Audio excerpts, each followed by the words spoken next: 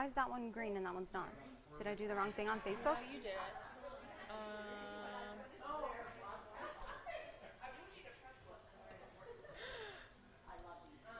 Redo the stream, maybe? Oh, did I put the wrong URL in here. What is the URL supposed to be? This? Yeah.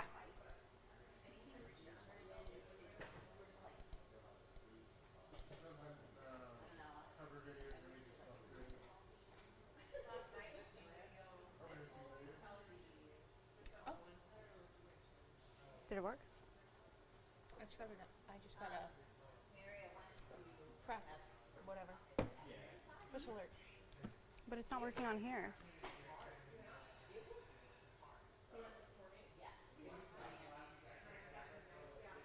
Copy the stream key again. What time is it? 2:30.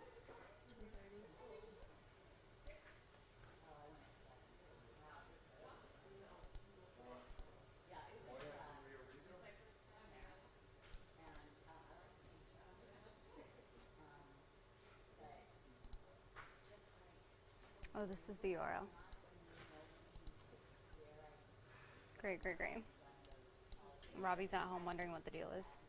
So why hasn't it started yet? Okay, let's see if it pops up now.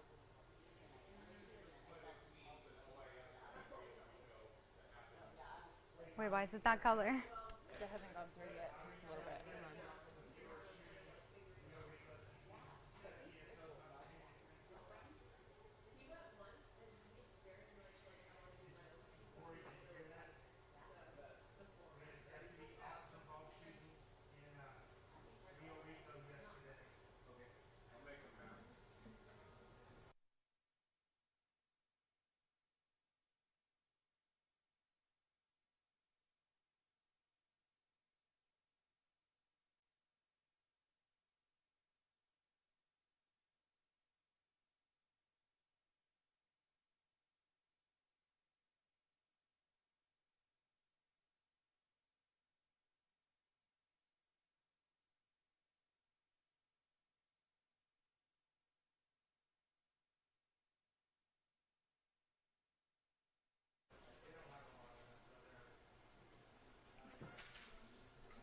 Hey friends, happy Friday. Thanks for joining us for this 13 Plus FastCast. I'm Anna Orsini. And I'm Kirsten Courier. We hope you're having a great day so far. Now, we want to get started with some breaking news that we were following overnight. You are taking a look at video of that scene. Right now, Tucson police are investigating an officer-involved shooting on the south side. They say it started last night at a home on West Bilby Road. Officers responded there after receiving reports of a man in crisis with a gun. According to police, he had been firing his gun into the air. When they arrived, police say the man was in his front yard and began firing. At that point, an officer shot back. TPD and Tucson police tried to save his life, but he was pronounced dead at the scene. TPD says a firearm was found near the suspect. No officers or community members were hurt. The Pima Regional Critical Incident Team will be handling the criminal investigation, and TPD's Office of Professional Standards will conduct a separate investigation to determine if there were any policy violations. And today we do have an update to a story that we were following from last night. Tucson police say a man has been arrested after an aggravated assault, and they have confirmed that that person is a Suntran employee. The man in custody is 62-year-old Wilbur Nimmons. He has been charged with 2 counts of aggravated assault and is currently being held in the Pima County Jail. The victim was taken to the hospital with non-life-threatening injuries. We do have that full story up on our website right now. And another story we are, of course, following for you today. The search continues for the suspected shooter right now in Maine. People in nearly 700 square miles are being urged to shelter in place. This morning, investigators say that they do plan to search near the boat launch where the suspect's car was found. That does include sending divers out into the water. And as people live in fear in that area, in that 700 square miles, law enforcement just trying to reassure the community right now that they are doing their best to keep everyone safe.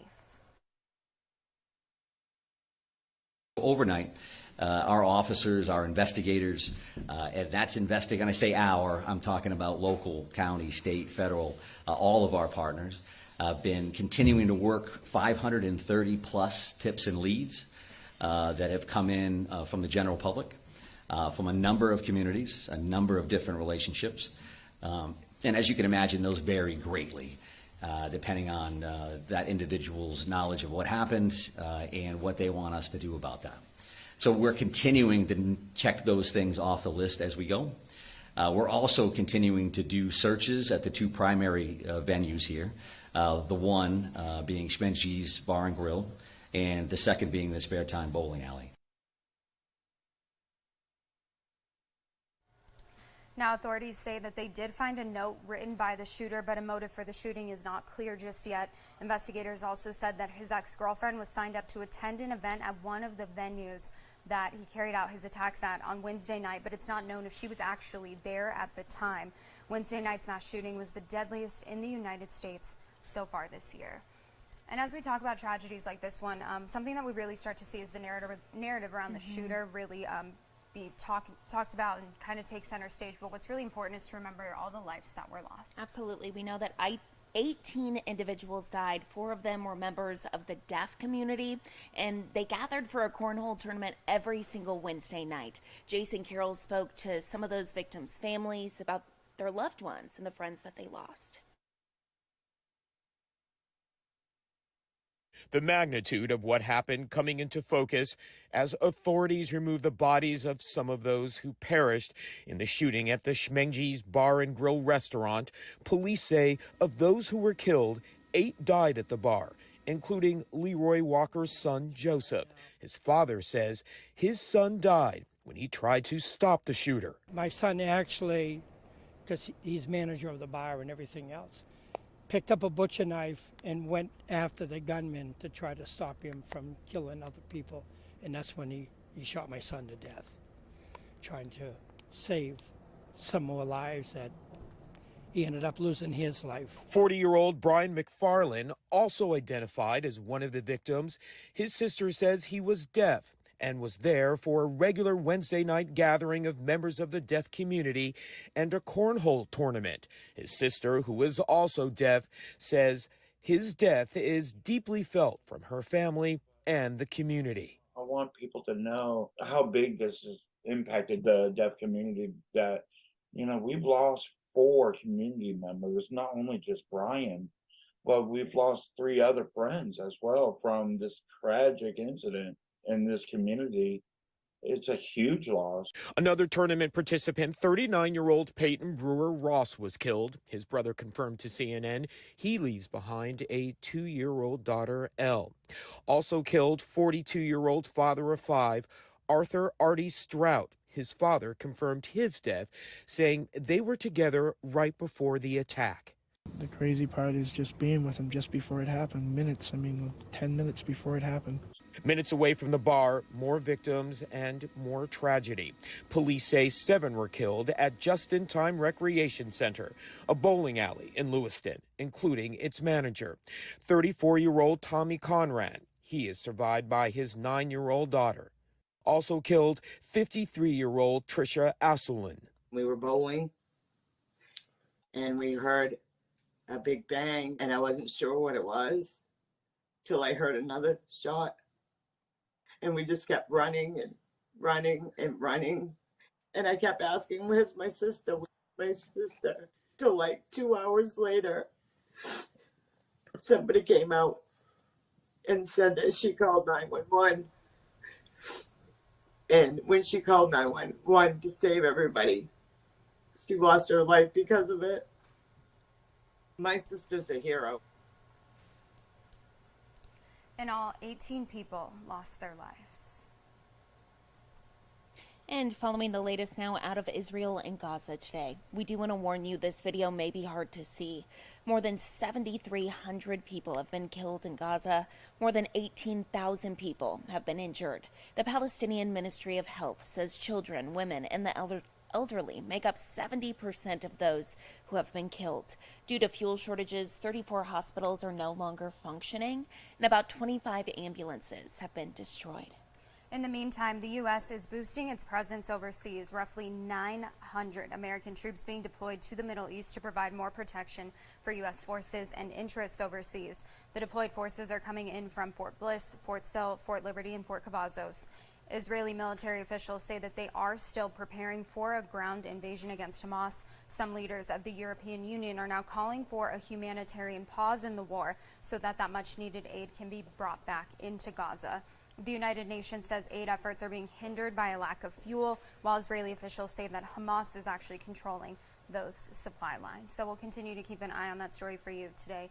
Of course, just something that we'll keep updating you on every single day. And here at home, a brand new flight school opening its doors today. Yeah, how cool is this? So if you've ever been interested in learning how to fly, I mean, now's your opportunity, right? So it's called Epic Flight Academy, and we're told this is their first location outside of their main campus in Florida. Leaders at the school say Tucson International was picked because of its perfect size to train pilots, and of course, the weather.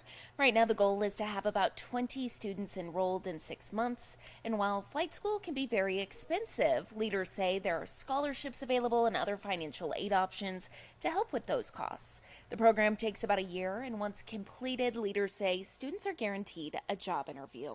We're told this is just one way they're hoping to help with the ongoing pilot shortage.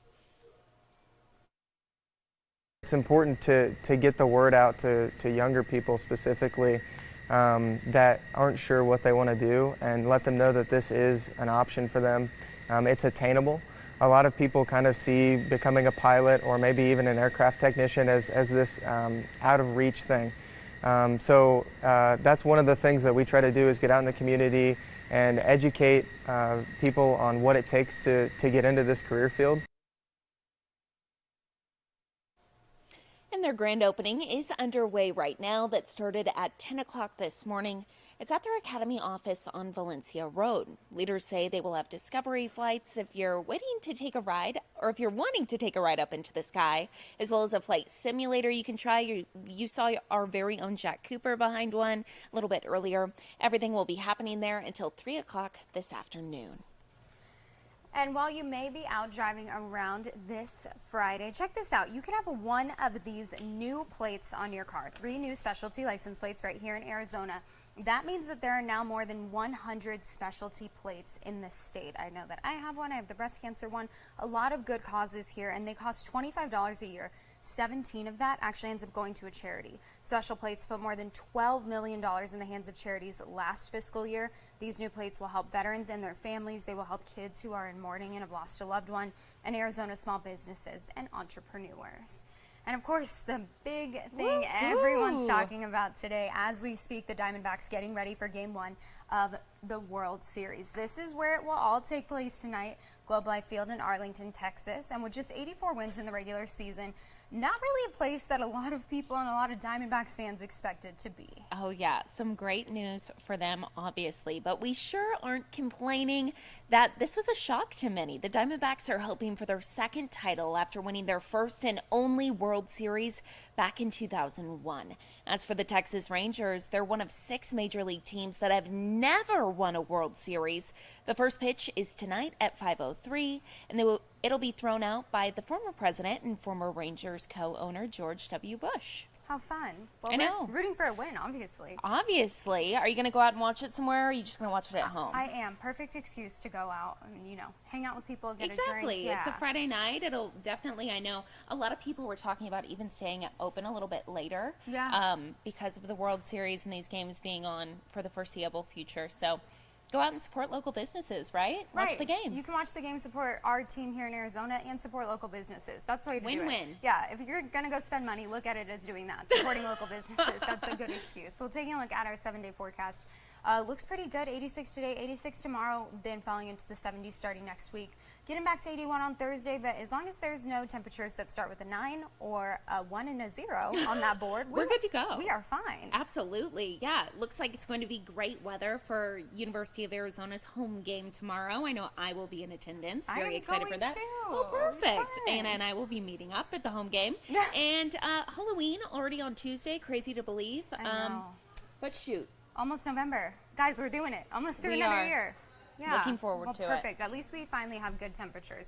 Looking outside right now, look at those beautiful conditions out there. Perfect weekend to go outside to do all the fun things that you've been wanting to do this fall, but it's been too hot to do, like a pumpkin patch and right before Halloween. So no more of a perfect time to do it. Exactly. Yeah, we appreciate you guys joining us for this 13 Plus FastCast. We look forward to seeing you today at 2:30. Have a great weekend. Be safe. Have a lot of fun. And of course, go Wildcats, go Aggies, and honestly, my sisters went to UCLA, so I'll say it this weekend. I won't say it next. Go Bruins. Oh my goodness. Thank you all so much for watching. Go Cats.